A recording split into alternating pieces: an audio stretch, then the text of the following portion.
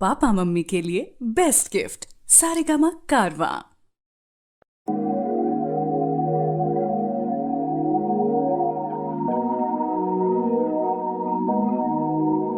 कारी अखिया के गजरा कमाल कहिलस ताकि कनखी से गजबे सवाल कहिलस।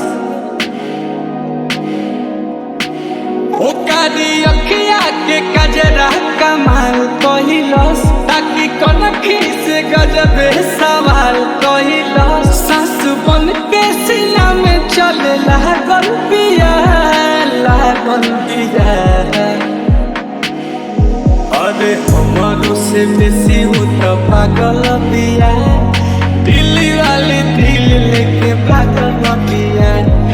हमारो से बेसी हो तो पागल बिया। दिल्ली वाली दिल लेके पागल।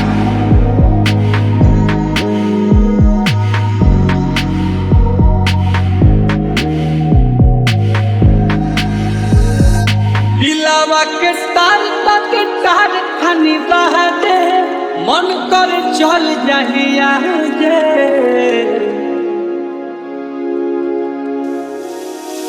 अरे दिलावा के तार तक तार खानी बहादे मन कर चल जाहिया जे। ओठ चुना मुनिया लगेला हर मुनिया बोले ले तो सारा गम साजे। तो हमारे नाम जिसे महंगल पिया अरे हमारो से बेसी हो तो पागल पिया।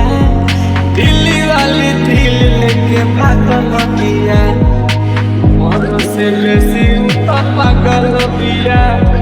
दिल्ली वाली दिल लेके पागल।